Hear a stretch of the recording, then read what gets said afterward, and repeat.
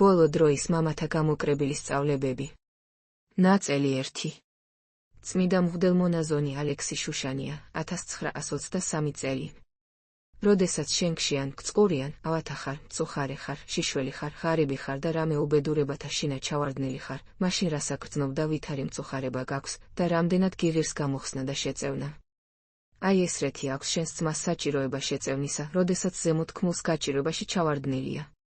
მოწყალე კაცის გული მწუხარია, როცა ტანჯული ძმისთვის არ აქვს ღონესაშველისა და ესე მწუხარება შეწირულ არს ღვთისა, ვითარცა საქმე. მოწყალების მადლი ისეთი ძლიერია, რომ ავიწყებს კაცს თავის სიამოვნებას, რათა ჭირი მოყვას ის აღას უბუქოს. კაცი, რომელიც არ ებრაელთა ელთაძვის თავის უწესო თვისებებს სიბრძნისაგან ყოვლად ცარიელ არს და ცხოვრება მისი ამაო არს. ეცადე, ძმაო, გულის ძლევას, რომ შეურაცხმყოფელი არ მოეძულო, თორემ ქრისტეს მორჩილი არ იქნები და ვინც ამას ვერ ძლევს, იგი უსათუოდ მონა იქნება მარადის გულძვირობისა და ლოცვა მისი შეუწყნარებელი დარჩება. არ არს არც ერთი სათნოება ისე მაღალი და კაცის დამაგვირგვინებელი და განწმენდელი, როგორიც არის შეურაცხმყოფელის და მტერის სიყვარული. ხშირად განიკითხვიან ნაკროვანი და მემთვრალენი მმარხველისაგან, მაგრამ შეიძლება მმარხველი იგი შურითა და სიძულვილითა უფრო მთვრალი იყოს, ხოლო ძმა იგი თავისუფალსენისა მისგან. ასე თითოეულ საგანში, რომლითა განიკითხვის მოყვასი ჩვენგან, შეიძლება მეორითა და სხვითა საქმითა უფრო მაღლა იდგეს ხარისხი მისი, ვიდრე ჩვენი. ისეთი საუცხოო მზაკვარ მხატვარია ეს სულის დამღუპავი ამპარტავნება, რომ რაც ნამდვილად ხარ იმას შორს გადაისვრის და რაც არ ხარ, იმას შეგაჩეჩებს ძვირფას სურათად ხელში. ამნაირად ამპარტავნება უძნელებს ადამიანს საკუთარ თავის ცნობას, აძლევს თავის ნაკრულევანება ღირსების ყალბანგარიშს და ამნაირად წინეღობება კაცის წინსვლასა და სულიერად ამაღლებას. ვინც უნდა იყოს, მეფე და მონა, სწავლული და უსწავლელი, ყოველნი კაცნისაც წყალნი ვართ და ცოდვისადმი მიზიდული და დამონებული, რომლისათვის ყოველთა გვესაჭიროება მკურნალი სულის ნეულებისა, რომელ არ სინანული. უამისოდ შენ ძმაო და არც მუნდი მარტო ხორცით იქნები კაცი და არა გონებით, უსინანულოდ ხორცის მუშა ხარ და არა სულისა. უსინანულოდ ძმაო, მსგავსი ხარ ეშმაკისა, რამე თუ არცა მან შეინანა ცთომა მისი და გარდა მოითხია ქვესკნელად და ვინაიდან გზასა მისა შედგომილ ხარ, შენცა მისთანა გექნება სავანე. ვის არ დააღონებს დღევანდელი უზრუნველად და უდებად ყოფნა იმ პირთა, რომელნიც მოძღვარ მწყემსის სახელს ატარებენ, საქმით კი დროთა ბრუნვის ბედ იღბალს ჩააბარეს მათი სამწყსო და თვითონ კრინცაც არ აძვრენ. განა არ არცხვენთ მათ საერო პირთა მოღვაწეობა, თუ როგორის დაუღალავის ენერგიხილეთ მუშაობენ და ეუწიან მათი მიზნის მისაღწევად. სარწმუნოების უარმყოფელნი, დღევანდელი სოფლის განმანათლებელნი, თავგანწირვით ეტანებიან თავის საქმეს, უკუღმართ მწერლების სიტყვების შესწავლას და მათ ცხოვრებაში გატარებას. ჩვენ კი გულგრილად შევყურებთ მათ უღმრთო გამოლაშქრებას. ნუ თუ ისე შევშინდით, ისე დაუკნინდით და შევრცხვით, რომ დაუკარგეთ წინსვლელობის იმედი.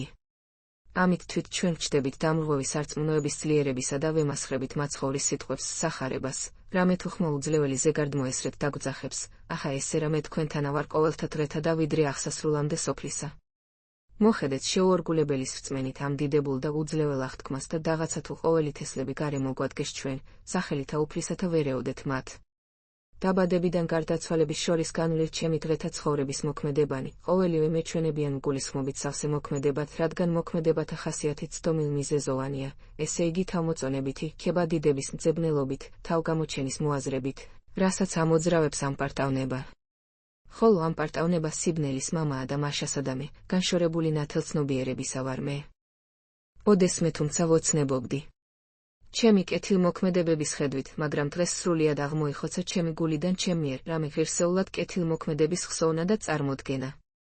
ვხედავ ჩემს თავს უსაცოდავეს არსებად, პირუტყვთა უგუნურესად, სირცხვილის სამსჯავროში უპასუხოდ დადუმებული, რამე თუ მხოლოდ და მხოლოდ ვიქმნ ხორცს. წიგნიდან წმიდა ალექსი ბერის მოძღვრებანი, თბილისი 2002 წელი. წმიდა ბერი სილვან ათონელი, 1928 წელი. თუ კი შენს გონებას გულში ლოცვა სურს და არ შეუძლია, მაშინ ბაგეებით ილოცე და გონება ლოცვის სიტყვებს მიაპყარი, როგორც კიბე ამბობს. დროთა განმავლობაში უფალი გულის მიერ ლოცვას მოგანიჭებს გულის სიტყვების გარეშე და იოლად ილოცებ. ზოგიერთებმა გული დაიზიანეს, რადგან ძალდატანებით ცდილობდნენ გონებით ელოცათ გულში და იქამდე მივიდნენ, რომ შემდეგ ბაგეებითაც აღარ შეეძლოთ ლოცვა. მაგრამ იცოდე სულიერი ცხოვრების წესრიგი, ნიჭები ეძლევა უბრალო, მდაბალ, მორჩილ სულს.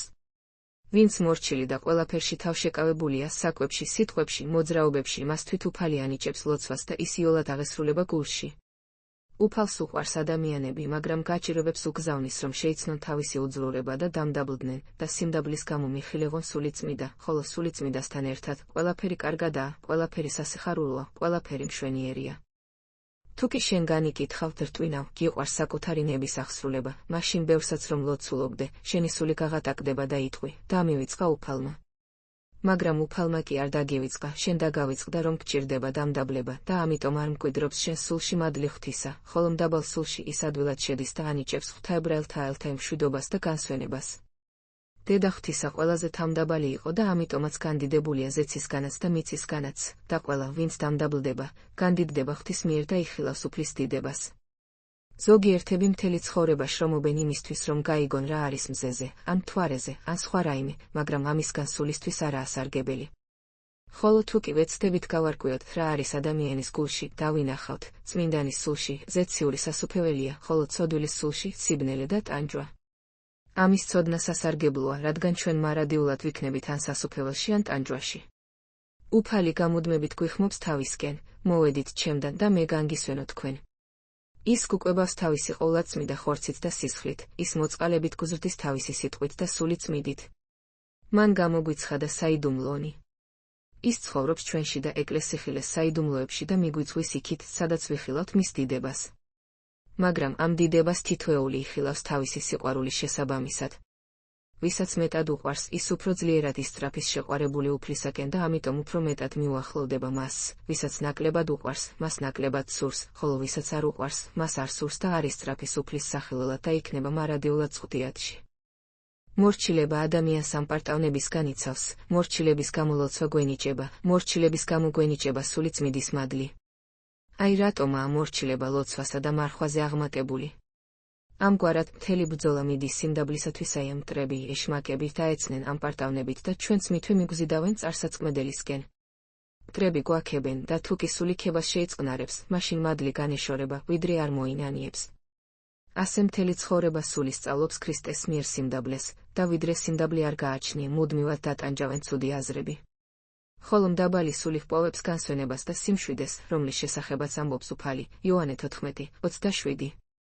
მარხვა, თავშეკავება, მღვიძარება, დაყუდება და სხვა ღვაწლი გვეხმარებიან, მაგრამ მთავარი ძალა სიმდაბლეშია. მარიამ ეგვიპტელმა მარხვით 1 წელიწადში ჩამოიხმო თავი, რადგან საკვებიც არ გააჩნდა, მაგრამ გულის სიტყვებს 17 წელი ებრაელთა ელთაძოდა. სიმდაბლეს უცებ ვერ ისწავლი. ამიტომაც ამბობს უფალი, ისწავლეთ ჩემგან სიმდაბლე და სიმშვიდე. იმისთვის რომ ისწავლო, დროა საჭირო. ზოგიერთები მოღვაწეობაში დაბერდნენ, მაგრამ სიმდაბლე კი ვერ ისწავლეს და ვერ ხვდებიან, რატომ არიან ცუდად, არაა სიმშვიდე და სულინაულიანია. ნაწელი 2. ღირსი არქიმანდრიტი იუსტინე პოპოვიჩი 1969 წელი. როდესაც ადამიანი ღმერთთან არ არის, ყოველთვის ეშმაკის სათამაშოა. ეშმაკი ერთობა მისით, ხან სულს უწმინდური აზრებით აუსებს, ხან გულში უჯერო სურვილებს ჩაუთესავს, ხან მის ენას ბილწსიტყვაობით ააგიზგიზებს, ხან მიდრიკავს ცილისწამებისკენ, ჭორაობისკენ, ქურდობისკენ, ციძვისკენ და ნებისმიერი სხვა უჯერო საქმისკენ. რატომაა დღეს მსოფლიოში ბოროტება ასე გამრავლებული? იმიტომ რომ ადამიანებმა ჩამოეხსნეს ყველაზე საიმედო იარაღი, ყოვლისმძლეველი იარაღი, რომელიც ყველა ბრძოლაში ამარცხებს ყოველგვარ ბოროტებას, ყოველგვარ ცოდვას, ყოველგვარ დემონს. ეს იარაღი ლოცვაა. ლოცვა და მარხვა. ამ ქვეყანაზე ჩვენ ბრძოლაში ვართ, საუკუნო ცხოვრებისათვის ვიბრძვით წმიდა სათნოებებით, განსაკუთრებით ლოცვითა და მოთმინებით. ამიტომაც ჩვენი მთავარი ამოცანაა, აღვიჭურვოთ განუწყვეტელი ლოცვით. ეს მიხილე ღწევა თავის უწყვეტი იძულებით მუდმივი ლოცვისადმი, მთელი სულიერი ძალის იძულებით. და ასე, ვიდრე ლოცვა არ იქნება ჩვენი სულის ყოველწამიერი სუნთქვა. სინამდვილეში არსებობს მხოლოდ ერთი თავისუფლება, წმიდა თავისუფლება. ეს ქრისტეს მიერი თავისუფლებაა, რომლითაც მან გაგვათავისუფლა ცოდვისაგან, ბოროტებისაგან, ეშმაკისაგან. ის გვაკავშირებს ერთ ჭეშმარიტ ღმერთთან. ყველა სხვა თავისუფლება არაჭეშმარიტია, მოჩვენებითია, ყალბია, ანუ სინამდვილეში ყველა ისინი, მონობა, კატორღაა. თავისუფლებას ააღუთქუმენ მათ და იგინი თვით მონა არიან ხრწნილებისა 2 პეტრე 2:19. ლოცვა რეგენტია სათნოებათა გუნდში, ის აძლევს ტონს, ის ანიჭებს ჰარმონიას ყოველი სათნოების მოქმედებას. ეშმაკი მუდმივად იმის მცდელობაშია, რომ ცოდვა წარმოაჩინოს როგორც აუცილებელი, ბუნებრივ თაელთაივირამ, რათა საკუთარი თავი გაამართლოს. ცოდვა სატანის ლოგიკაა, წმიდა მაკარი ეგვიპტელი, ცოდვას თავისი ლოგიკა აქვს, თავისი ფილოსოფია, თავისი აპოლოგეტიკა, რომ თავი გაიმართლოს, რომ თავი გამოაჩინოს როგორც აუცილებელი, ბუნებრივთა ალთაივი. ამას აკეთებს ეშმაკი მუდმივად. წმიდა მამები, წმიდა უკვდავი წინამძღოლნი და მოძღვარნი მარადიული ცხოვრებისა, უკვდავი მხედართ მთავარნი უფლის უკვდავ ლაშქარში. წმიდა მსოფლიო მამები, ჩვენ აწინდელი ქრისტიანები, მხოლოდ მათი მიყოლით და მათთან ერთად შევძლებთ გამარჯვებას და ჩვენი სარწმუნოების დაცვას. ჩვენ ქრისტიანები, ჭეშმარიტი ქრისტიანები ვართ მანამ, სანამ გვიპყრია წმიდა მამათა სარწმუნოება. ამ სარწმუნოების გარეშე არ არსებობს ჩვენთვის ცხონება და საუკუნო ცხოვრება. ხოლო და ასე, მამათა მიყოლით, თარგმნელის შენიშვნა, შეიძლება გაგვაჩნდეს მართლმადიდებლობის მადლიანი გრძნობა, რომელიც გვენიჭება წმინდანებთან ლოცვითი კავშირით. უფალი იესო ქრისტეს ყველა მდევნელს, როცა ვეცემით, ვიმარჯვებთ. იგულისხმება, როცა სარწმუნოებისთვის გვტანჯავენ და გვკლავენ, ღმერთისთვის სათნონი ვართ. თარგმნ. შენ. საიმედო გამარჯვება, სიკვდილი ქრისტესთვის, სიკვდილი მკვდრეთით აღმდგარი ქრისტესთვის, აია წმიდა იუსტინე ფილოსოფოსი და მოწამე, თქვენ შეგიძლიათ ჩვენი მოკლა, მაგრამ არ შეგიძლიათ ჩვენი დაზიანება. წმიდა წერილი წმიდა მამათა საშუალებით უნდა შევისწავლოთ და ამასთანავე წმიდა მამების ცხოვრებას უნდა მიუბაძოთ. წმიდა ირინეოსი, წმიდა ათანასე დიდი და ყველა წმინდანი გვახარებენ, სიტყვაზე ღმერთი, თარგმნ. შენ. განხორციელდა, რათა კაცი განიღმრთოს.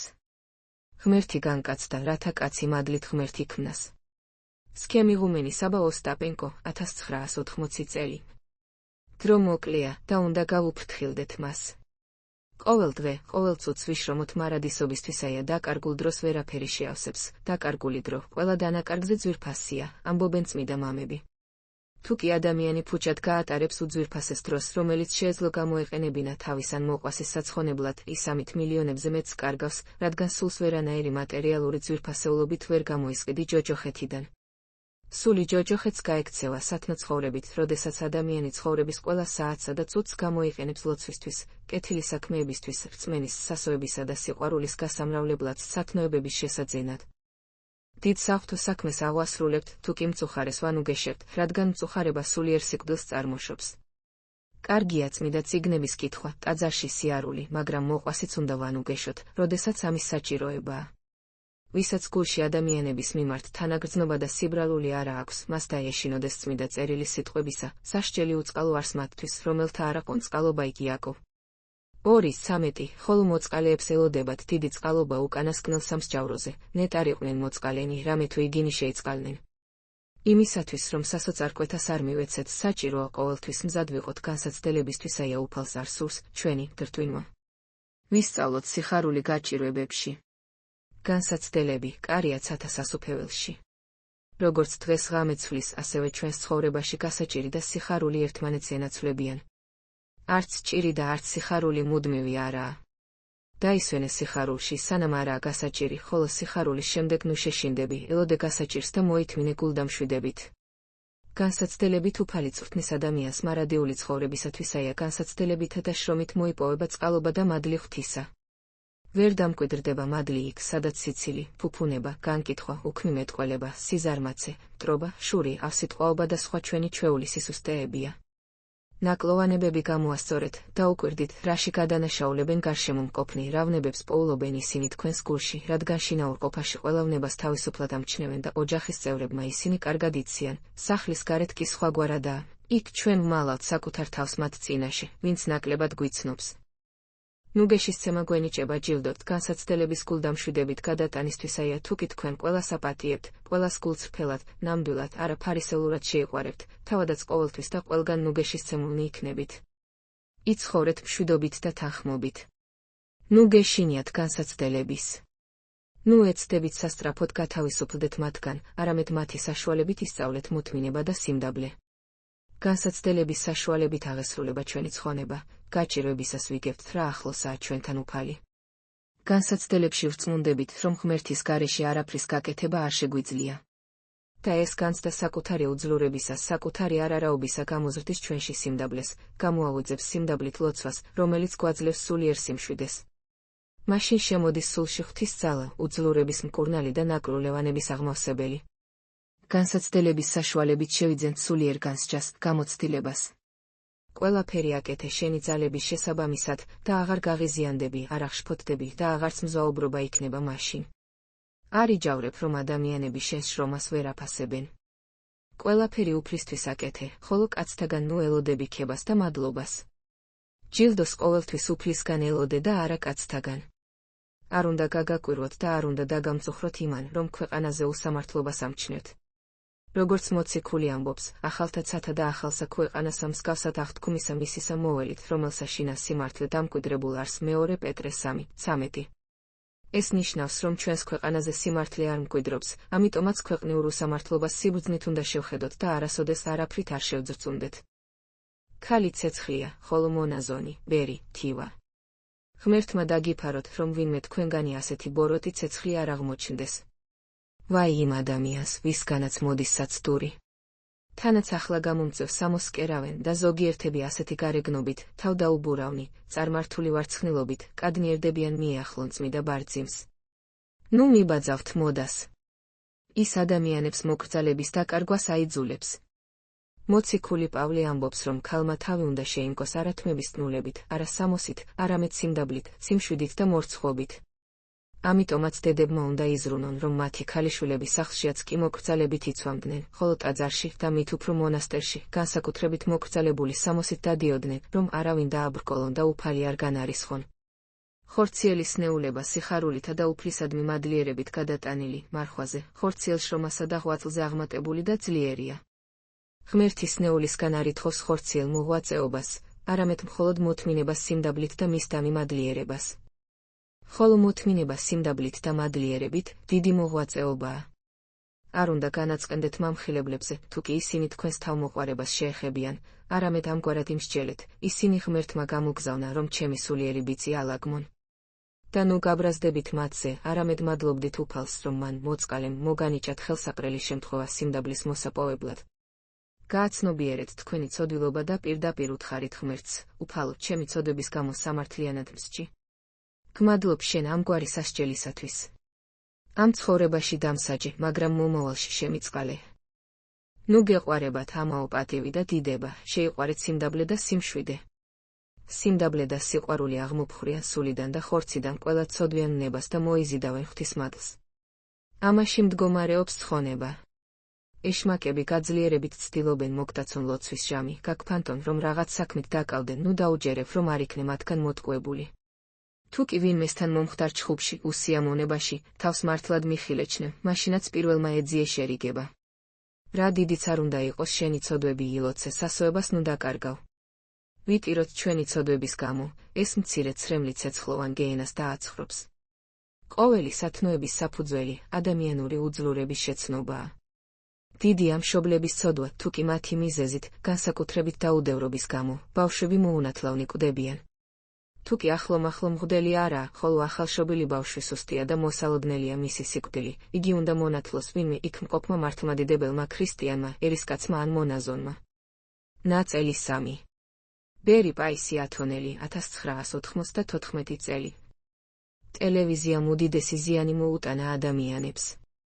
ის განსაკუთრებით დამანგრეველად მოქმედებს პატარა ბავშვებზე. ბავშვები აღარ აზროვნებენ, ისინი უბრალოდ იმას იმეორებენ, რაც ნახეს და მოისმინეს. ამგვარად ტელევიზიხილეს დახმარებით ზოგიერთებს მსოფლიოს გამოთაყვანება სურთ, ანუ სხვებს ის უნდა სჯეროდეთ, რაც ტელევიზორით მოისმინეს და ამის შესაბამისად უნდა იქცეოდნენ. სინდისი, ეს საშინელი საქმეა. არ არსებობს უფრო მწველი ცეცხლი, უფრო დიდი ჯოჯოხეთური ტანჯვა ვიდრე სინდისის წვას, სინდისის ქენჯნა, ეს ყველაზე მტანჯველი მადლია ადამიანისთვისაია. შეხედე, შენ მაშინ დაიწყებ საკუთარ თავზე მუშაობას, როდესაც შეწყვეტ დაინტერესებას იმით, თუ რას შვრებიან სხვები.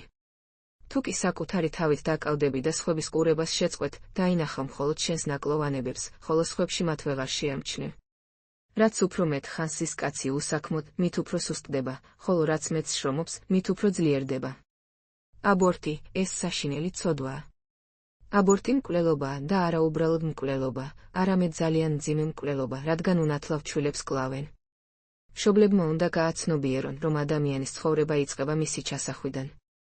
თუკი სახარების მცნებას ერთი კაცი არღოს, პასუხისმგებლობა მხოლოდ მას ეკისრება, მაგრამ თუკი რაიმე სახარების მცნებათა საწინააღმდეგოს სახელმწიფო კანონი ხდება, ღვთისმის სხვა მთელ ხალხზე მოდის იმისათვის, რომ ის განისწავლოს. თუკი ბავშვი გამგონი არაა და ცუდად იქცევა, ამას მიზეზი აქვს. შეიძლება ის თავის სახლში ან მის გარეთ უხამს სცენებს ხედავს ან ურიგო საუბრებს ისმენს. როგორც არ უნდა იყოს სულიერი მიმართებით ჩვენ ბავშვებს ვეხმარებით ძირითადად არა იძულებით, არამედ პირადი მაგალითით. უნდა ითქვას იმის შესახებ, რომ დედაშვილებს დიდ დახმარებას უწევს, თავისი მაგალითით, მეუღლისადმი მორჩილებით და მისდამი პატივისცემით. თუკი რომელიმე საკითხზე დედას აქვს მამისგან განსხვავებული აზრი, მან არასოდეს უნდა გამოთქვას ეს აზრი ბავშვების წინაშე, რომ ამით ბოროტმა არ ისარგებლოს. დედამ არასოდეს უნდა დააზიანოს ბავშვების აზრი მამის შესახებ. მამა თუნდაც რომ დამნაშავე იყოს, დედამ ის უნდა გაამართლოს. ბევრი მშობელი ბავშვების თვალწინ ილანძღება და ამგვარად მათ ცუდ მაგალითს აძლევს. საწყალი ბავშვები სევდასა და მწუხარებაში არიან. შემდეგ მშობლები მათ სანუგეშოდ ცდილობენ ყველა მათი ახირების დაკმაყოფილებას. მამა, შვილის გულის მოსაგებად ცდილობს მის მოსყიდვას, აბა, ჩემო ძვირფასო, მითხარი რა გიყიდო. დედა თავის მხრივ უსრულებს თავის შვილს ახირებებს და საბოლოოდ ბავშვები ჭირვეულ დიდგულებად იზრდებიან. შემდგომ თუკი მშობლებს არ შეუძლიათ მისცენ მათ ის, რასაც ითხოვენ, ბავშვები ემუქრებიან მშობლებს, რომ თავს მოიკლავენ. მშობლების შეცდომების გამო ბავშვები ზღავენ. ზოგიერთი მშობელი ანგრევს თავის შვილს. მაგრამ ღმერთი არაა უსამართლო. მას დიდი და განსაკუთრებული სიყვარულით უყვარს ის ბავშვები, რომლებმაც ამ სოფლად უსამართლობა განიცადეს მშობლებისგან ან ვინმე სხვისგან.